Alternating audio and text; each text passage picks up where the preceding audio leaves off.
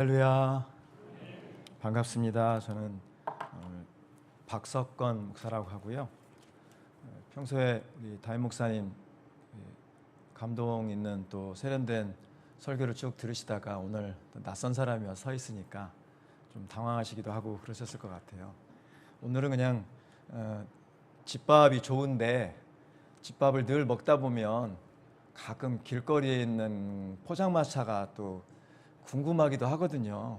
그래서 그냥 불량식품 한번 사 먹는 날이다 그렇게 생각하시고, 목사님만큼 세련되지 않아도 이건 뭐 길거리 음식이니까 이렇게 하시고 또 같이 지나가는 시간이 되었으면 좋겠습니다. 오늘 함께 읽은 본문의 말씀은 마가복음 11장 말씀인데요. 보통 마태, 마가, 누가복음은 화면이 굉장히 좋아가지고 제 얼굴이 막 크게 나오네요. 제가 가끔 이렇게 인상을 쓰는 거는 여러분이 싫어서 그런 게 아니고요. 돋보기를 안 쓰니까 이렇게 눈 찡그려서 그런 거니까 이해해 주시고 들으시면 좋겠습니다. 마태, 마가, 누가복음은 보통 같은 이야기와 예수님의 이야기가 이렇게 보통 같이 이렇게 들어 있어서 비슷한 자료를 가지고 같은 이렇게 그 복음서를 썼겠구나. 그래서 공관복음이다라고 합니다. 그러니까 같은 관점을 가지고 있는 시각이 비슷하다. 그래서 내용이 좀 비슷하고요. 근데 요한복음은 마태, 마가, 누가가 다 쓰인 다음에 다른 사도들이 다 순교하고도 요한은 마리아를 모시고 에베소에서 머물러 있느라고 순교를 나중에 밤모섬에서 이제 겪게 되잖아요. 그래서 오랫동안 살아 있었는데 나이가 많이 들었을 때 또 교회와 아마 그 사람들이 요청을 했던 것 같아요. 사도가 돌아가시기 전에 예수님에 관한 기억을 좀 더 남겨달라. 그래서 아마 요한복음을 남긴 것 같고요. 그래서 그런지 마태, 마가, 누가 공관복음에 안 나오는 뒷이야기, 그리고 거기 안 써있는 그 뒷배경의 이야기들을 좀 많이 써서 약간 그 내용이 조금 다른 부분들이 있기는 해요. 그러나 전체적으로 예수님 이야기가 사복음서 이렇게 잘 들어있구나 해서 골고루 읽다 보면 앞뒤를 이렇게 잘 찾아볼 수 있죠. 그런데 오늘 읽은 마가복음 11장은 마태, 마가, 누가 그리고 요한복음까지 다 적고 있는 몇 안 되는 공통 사건 중에 하나입니다. 그 말은 다 지난 다음에 좀 뒷이야기, 빠졌던 이야기를 쓰려고 했던 요한조차도 이 사건은 빼놓고 싶지 않았던 사건인 것 같아요. 아마 모든 제자들의 기억에 강하게 남아있었던 그런 사건이지 않았을까라고 생각을 해봅니다. 마태복음 11장 내용을 보니 생각보다 우리가 알고 있는 거룩하고 인자하시고 자비하신 그런 예수님의 모습이 아닌 정말 몇 안 되는 화를 막 버럭내고 난리 법석을 만드는 좀 괴상망측한 예수님의 모습이 있는 대목이기는 합니다. 가끔 그렇게 화를 내시잖아요. 바리새인들한테, 사두개인들한테. 오늘 그렇게 화를 엄청 내시는 그런 사건이 오늘 읽은 본문에 나오는 내용입니다. 상황은 이렇습니다. 예루살렘에 출애굽기에 오면 남자들이 적어도 1년에 한 3번 정도는 중앙에 있는 성전에 가서 절기를 지켜라. 정 못하면 1년에 한 번 정도는 가라가 아마 그 당시 유대인들의 전통이어서 예수님도 남자니까 제자들과 함께 그 유월절, 가장 중요한 유월절 절기를 지키려고 예루살렘을 마지막에 이제 방문하는 그런 날이었어요. 방문하고 주무시고 다음날 아침 일찍 성전에 나가셨는데, 오늘 읽은 성전 본문에 보니까 예루살렘에 들어가셨는데 성전에 들어가셔서 갑자기 첫 번째 행동은 성전 안에서 매매하는 자들을 내쫓으시며 돈 바꾸는 자들의 상과 비둘기 파는 자들의 의자를 둘러 엎으시며.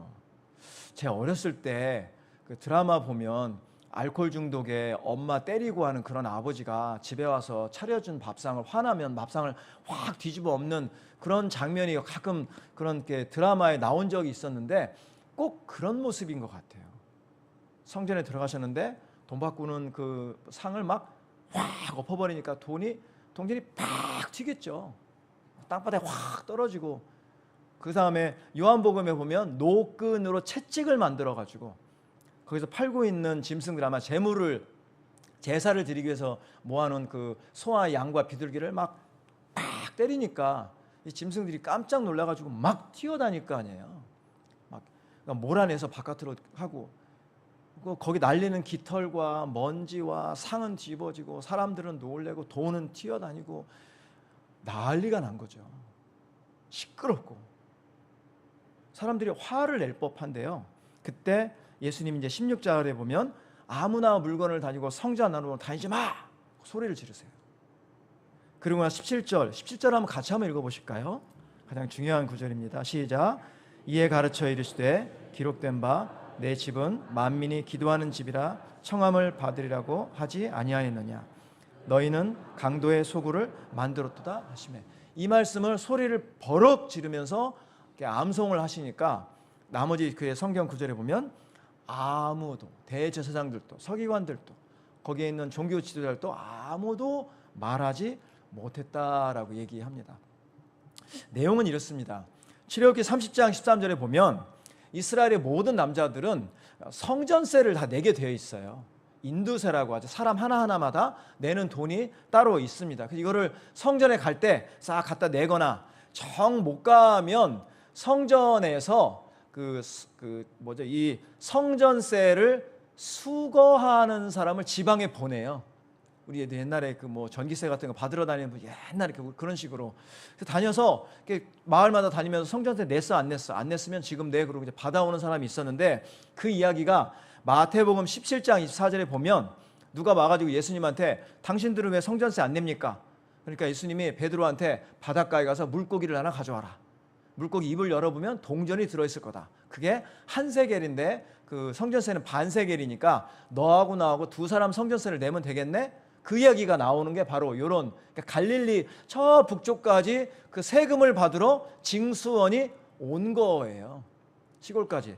그런 대목이 나옵니다. 그럼 여기서 나오는 그 반세겔이라는 건 뭐냐? 그 당시에 은화에 들어있는 은이 6g 정도 들어있는 그 돈인데 사실은 정해진 돈은 없었고요. 두로, 시돈, 그리고 로마, 페르시아, 그리고 팔레스타인에 썼던, 이집트에 썼던 여러 동전을 가지고 이제 무역을 하고 장사를 하고 서로 하니까 그런 돈을 갖고 있다가 이렇게 냈을 것 같아요. 그런데 예수님 당시 조금 전에 팔레스타인을 지배하고 있었던 그 제국과 대제사장들과 이런 여러 가지 관계가 있었는데 그때 법을 하나 정합니다. 사내들인 공의회에서 앞으로 성전세는 아무 동전이나 내지 말고 성전 안에서만 통용되는 그 성전 그 세겔만 받겠다라고 한 거예요. 이유는 이렇습니다. 보통 사람들이 시장에서 쓰는 동전들은 그 나라 여러 지역의 동전들이기 때문에 예를 들어서 보통 반세겔에 해당되는 그 데나리온이라든지 이런 로마의 동전들은 그 앞면에 보면 우리나라 동전도 그러잖아요. 이순신 장군 얼굴이라든지 동전에 이율곡 지폐 있는 것처럼 헤라클레스라든지 그 당시에 그리스 신화에 나오는 아니면 황제의 얼굴이 그려져 있고 뒤에 보면 독수리라든지 뱀이라든지 그런 짐승의 형상이 이렇게 찍혀 있는 거예요. 그러니 어떤 형상도 만들지 말라고 한 율법에 어긋나니 그런 돈은 안 받겠다. 앞으로 성전에 들어오면 성전 세겔로 바꿔서 내라가 이제 법이 생겼어요. 그러다 보니 사람들이 쓰던 돈을 가지고 이제 예루살렘 성전에 와서 성전에서 돈을 바꾸고 그 바꾼 돈으로 성전세를 내고 이게 그 예수님 당시에 사람들의 이제 관습이 된 거죠. 그래서 오늘 보니까 성전 안에 돈 바꾸는 자들의 상이 거기 있었던 거예요. 성전에서 왜 돈을 바꿨을까? 두 번째는 짐승 파는 자들의 상이 또 있죠. 짐승들이. 왜 성전 안에 짐승들이 있지? 제가 예루살렘에 가서 보니 예루살렘 성전 올라가는 그 딱 바깥쪽에 땅을 많이 파보면 짐승의 뼈가 많이 나온답니다라고 안내를 하더라고요. 그래서 거기에 아마 재물을 사가지고 올라가기 전에 그 재물을 사는 시장이 성벽 바로 바깥에 그 계단 앞에 있었을 거라고 고고학자들이 추정을 하고 있다고 해요. 그런데 오늘 성경에 보면 성전 안에서 비둘기와 소나 양을 팔았다고 하잖아요. 당시 이게 무슨 일일까 하고 연구해 보니 상황인 이렇다고 해요. 밖에서 시장에서 소나 양을 비둘기를 사가지고 오면 흠이 없고 점이 없고 아무 문제가 없을 때 제사장이 오케이 하면 그 양에게 내가 손을 얹고 나의 모든 죄를 전가해서 내 대신 이 양이 죽음으로써 하나님 앞에서 내 모든 죄가, 우리 집안의 죄가 대속함을 입고 하나님과 관계가 회복이 되어서 영적으로 건강한 삶을 살 수 있는 게 제사인데, 양을 가져와서 제사장에게 보였더니 안 되겠는데 라고 얘기하는 거예요. 내가 보기에 멀쩡한데. 다시 가서 또 사가지고 오는 거죠. 제사장이 또 안 되겠는데 그러는 거예요. 이제 심각한 문제가 생겼어요. 제사를 드릴 수 없으면 나의 죄를 대속받을 수가 없잖아요. 이거 어떻게 해야 될까? 그럴 때 누가 귓속말로 옆에서 얘기를 해주는 거죠. 구내 매점에 가보세요. 느낌을 딱 아시겠죠? 자, 구내 매점은 바깥의 시장 가격보다 비쌀까요? 쌀까요? 어떻게 잘 아세요? 이 당시에도 그랬다고 해요. 어떤 학자들의 얘기로는, 근데 오늘 마가복음은, 요한복음은 소나 양과 비둘기라고 얘기했는데 오늘 마가복음은 비둘기 파는 자들이라고 얘기해요.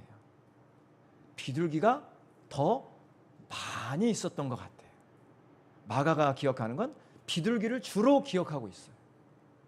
비둘기는 어떤 제물이냐면 보통은 양을 하나님 앞에 제물로 드리고, 내가 잘 산다, 나는 양으로 부족하다 그러면 양을 막 수십 마리를 하든지 소를 갖다가 제물을 드리고, 그런데 그런 제물을 드릴 수 없을 만큼 가난하다 그러면 비둘기라도 바쳐라. 그게 비둘기예요. 그러니 비둘기 파는 자들이란 것만 남길 정도로 비둘기가 인상적으로 많이 남았다는 것은 성전에 예배 드리러 온 많은 사람들이, 그 당시에 많은 사람들이 서민들이었고 양을 내놓을 만큼도 형편이 안 되는 사람들이 대부분이었다는 거예요.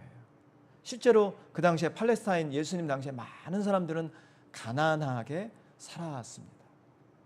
그 비둘기, 그 가난한 자들이 하나님께 드리는 그 제물이 어떤 학자들이 얘기로는 때로는 시장 가격보다 20배가 넘게, 지금 가치로 환산해 보니까 한 5천 원이면 살 수 있는 그 가격이 어떤 때는 9만 원까지,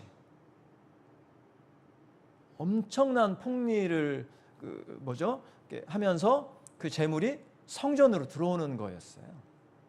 그러면 성전에 돈이 많이 모이면 좋은 거지, 뭘 그걸 가지고 그래 할 텐데, 그 당시에 또 상황을 보니 우리가 알고 있는 것처럼 성전의 대제사장과 제사를 드리는 레위인들은 아론의 자손과 레위 자손이 쭉 이어서 내려왔고, 많은 분들이 구약을 읽으셨던 것처럼 땅을 분배받지 않은 레위인들은 그렇게 성전에 드려지는 헌금과 헌물을 통해서 먹고 살도록 되어 있다고 우리 알고 있죠. 그렇죠?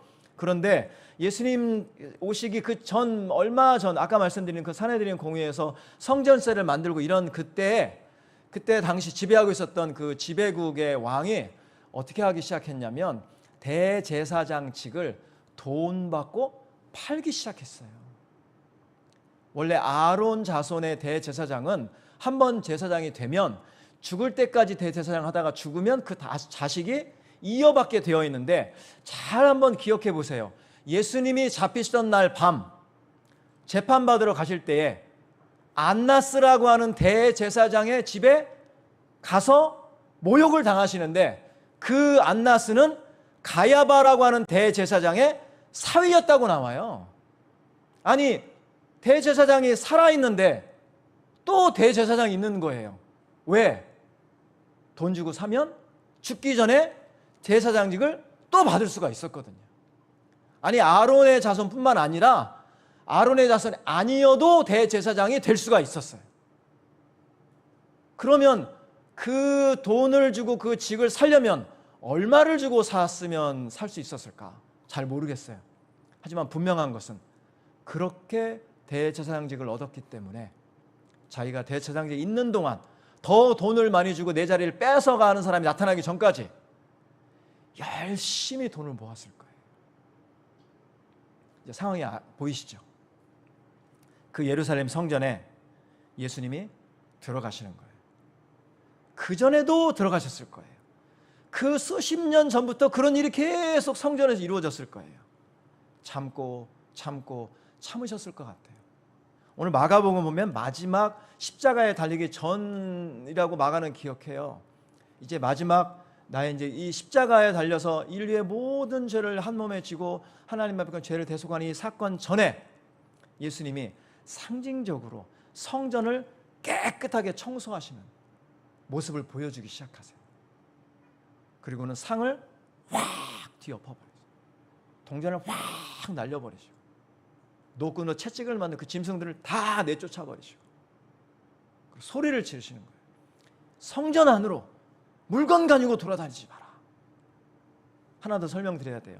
이 성전 안으로 물건 가지고 돌아다니지 마라라고 하는 그 자리가 어디였을까 사람들이 궁금해해요. 어디서 동전을 바꾸고 어디서 짐승을 갖다 놨을까? 우리가 생각하는 성전에 뭐 크니까 잘 모르겠지만 성막을 생각하면 들어가는 문이 있고 뭐 물두멍이 있고 뭐 제단이 있고 저 안에 지성소가 있고 그럴 거 아니에요.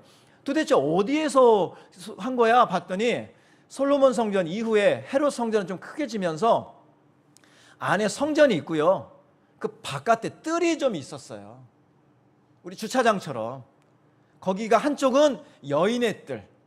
여자들은 그 당시는 남자 중심이었으니까 바로 성소까지 못 들어오고 그냥 바로 바깥에서 여인들이 거기서 예배드리고 제사 같이 남편 바라보면서 같이 있어라. 그리고 그 뒤옆에 보면 이방인의 뜰이 있었고요. 고넬료 같은 이방 사람이지만 나는 여호와 신앙을 따르고 싶다. 그러나 유대인이 될 수 없으니 어떻게 하면 좋겠냐. 나는 율법도 읽고 성경도 읽고 하는데 너 그런 이방인들은 여기까지만 들어와. 여기서 그냥 바라보면서 여기서 예배 드려. 하지만 그 앞에 써 있다고 해요. 요 선을 넘어가면 너의 목숨을 아무도 책임지지 않는다. 절대로 들어오면 안 된다. 저 바깥에 아무도 중요하게 여기지 않는 공간이 좀 있었던 것 같아요. 학자들 이야기로는 그 자리에서 돈도 바꾸고 짐승을 팔았을 거라고. 예수님이 그 자리를 싹 몰아내시면서 여기에 다니지 말라고. 왜 이렇게 하셨을까요? 왜 이렇게까지 과격한 모습을 보이시면서 이런 사건을 하셨을까요? 뭔가를 보여주고 싶으셨던 것 같아요.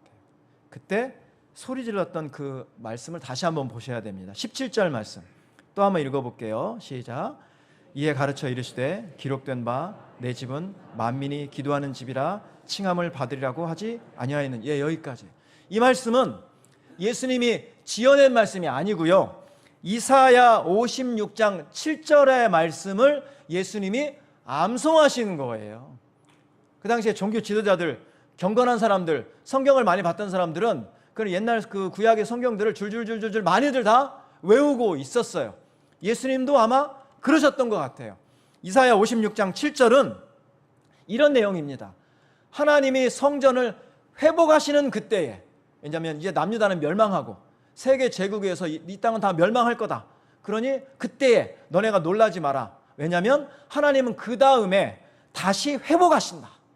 그때에는 이렇게 얘기해요. 그때에는 이방인들도 안식일을 다 지킬 것이며 그런 이 안식일을 다 지키는 그런 이방인들은 나의 집에 환영할 것이다. 그러니 그때가 되면 사람들은 나의 집이 만민을 위한 집이라고 이야기할 거라는 그런 구절이 있었어요. 그 말씀을 크게 예수님이 외치시는 거예요. 근데 재밌는 건 이사야 56장 7절을 또 보면 거기에 각주가 이렇게 기역 니은 붙어 있는데요.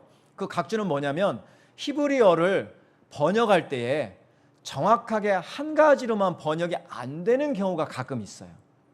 요거를 하나로만 적어 놓으면 다른 뜻을 놓쳐. 그냥 각주를 적어 놓고 다른 뜻을 밑에다가 또 붙여 놓습니다. 그런 대목인데 굉장히 재밌어요. 저한테는. 왜냐하면 요게 무슨 말이냐면 내 집은 만민이 기도하는 집이 될 것이다. 그러면 만민이 기도하는 집이면 이 집에는 누가 들어와야 됩니까? 만민이 들어와야 되는 거예요. 그죠? 근데 이 구절의 또 하나의 뜻은 뭐냐면 밑에 보면 만민을 위하여 기도하는 집이라고도 해석이 된다는 거예요. 그럼 이 집은 지금 한국 사람만 있잖아요. 만민은 없지만 이 집은 누구를 위하여 기도하는 집이어야 돼요?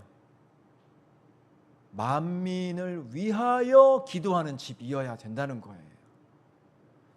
하나님의 마음에는 이사야를 통하여서 지금 남유다는 멸망하고 성전은 파괴되고 나라는 없을지 모르지만 먼 후에 하나님이 이 성전을 회복하실 거다.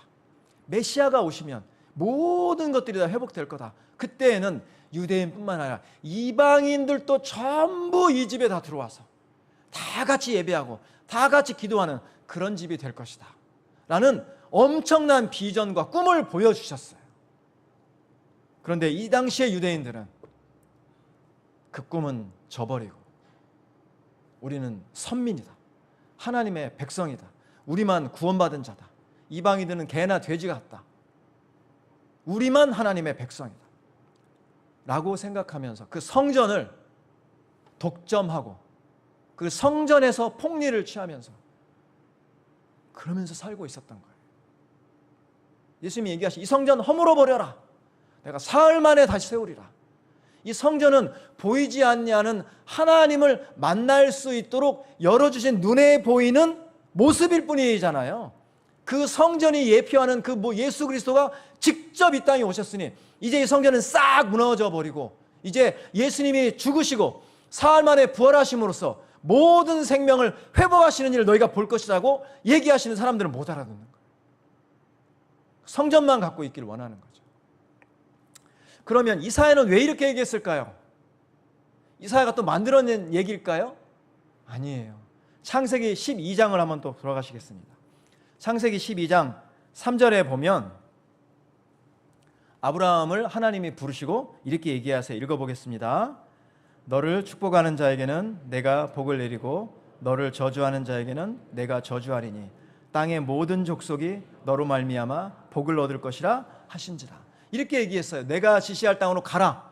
그러면 너는 거기서 2절에 큰 민족을 이룰 것이다.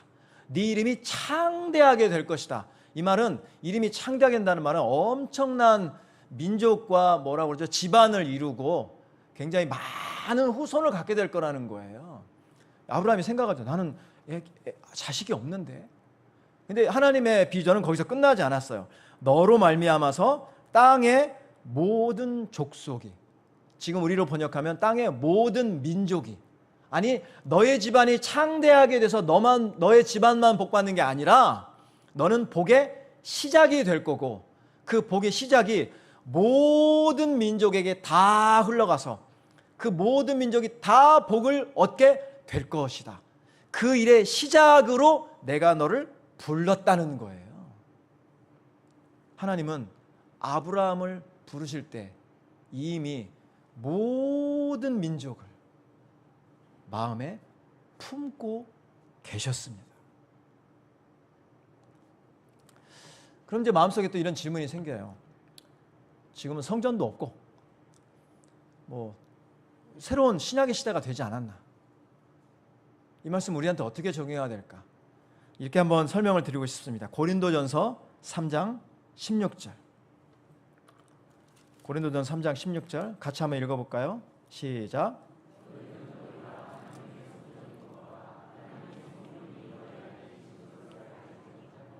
고린도는 그리스 발칸반도 땅이에요. 이방인들의 땅이에요.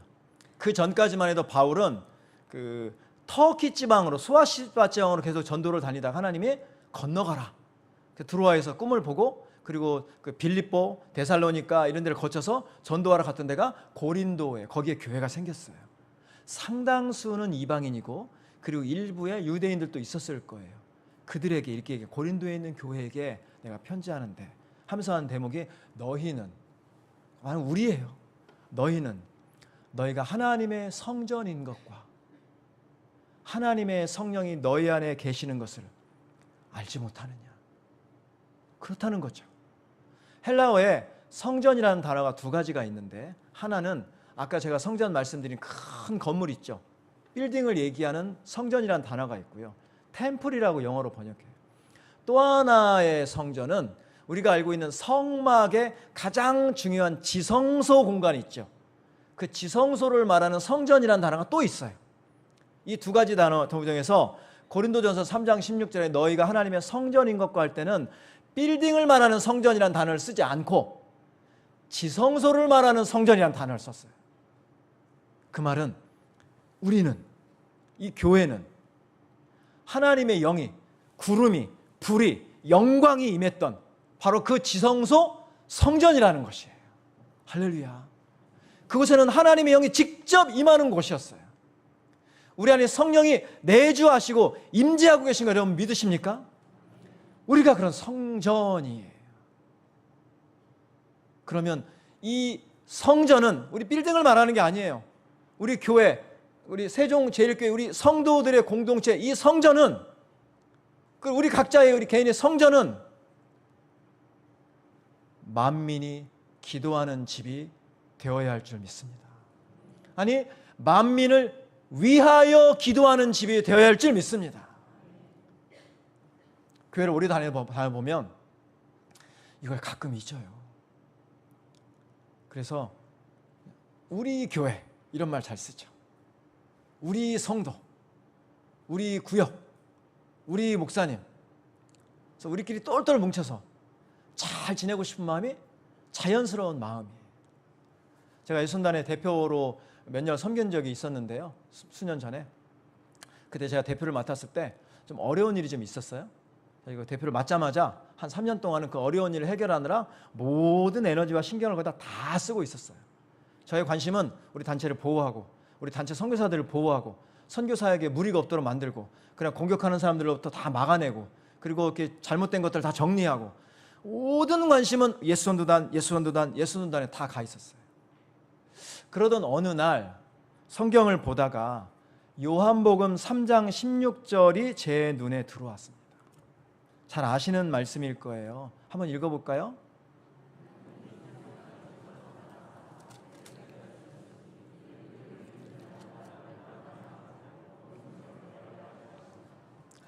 많이 읽었어요. 신앙생활한 지 한 40년이 넘는데 숱하게 읽어봤고 암송하고 노래 부르고 근데 그날은 이 단어가 저 안에 주먹처럼 크게 저한테 와닿기 시작했어요. 그건 뭐였냐면 하나님이 세상을 아직도 사랑하고 계신다는, 나를 사랑한 줄 알았어요. 아니 나도 사랑하세요. 우리 세종제일교회도 사랑하세요. 저는 읽을 때마다 이걸 그렇게 읽었어요. 하나님이 세상을 이처럼 사랑하사, 나를 그렇게 사랑하셔서 나를 그렇게 사랑, 내가 구원을 얻었어요. 이 얼마나 큰 은혜인고. 근데 그날 성경은 저에게 이렇게 외치고 있었어요. 하나님이 세상을 저 어둠 가운데 있는 세상을, 하나님 없다고 부인하는 저 세상을, 하나님 막 욕하는 그런 세상을, 죄와 사단의 권세 아래 있는 세상을, 예수천당 불신지옥 지옥에 떨어질 만한 그 세상을 하나님은 아직도 지난 2000년 동안 요한복음 3장 16절은 외치고 있는 거예요. 하나님은 세상을 이처럼 사랑하사. 어쩌면 오늘 성전의, 예수님 시대 성전의 종교 지도자들처럼 하나님의 마음을 오늘 내가 잃어버리고 하나님이 원하시는 그 비전과 그 사랑을 내가 왜곡하고 나만을 위해서 살고 있지는 않았던가, 우리 교회만을 위해서 살고 있지는 않았던가, 저를 한번 돌아봅니다.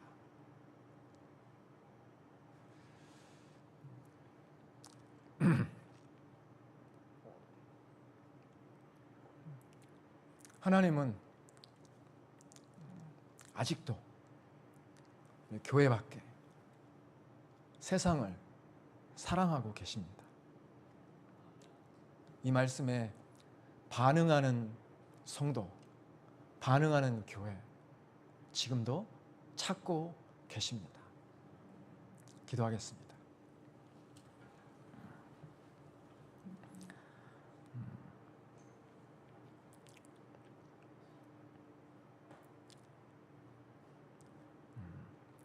우리가 하나님의 성전된 것을 인해서 감사합니다.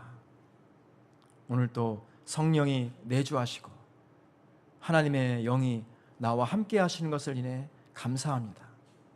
우리가 아직 죄인 되었을 때 그리스도께서 하나님 아버지의 사랑을 우리에게 보여주심으로 우리가 하나님의 자녀가 되었음을 고백합니다. 하나님, 내가 이 큰 은혜를 받았는데 이 은혜를 어떻게 감당해야 될지 날마다 생각하고 주님과 함께하고 주님을 위해서 살아가고 싶습니다. 근데 주님은 아직도 세상을 사랑하고 계신다는 것을 제가 어느 순간 잊어버리고 산 것 같습니다.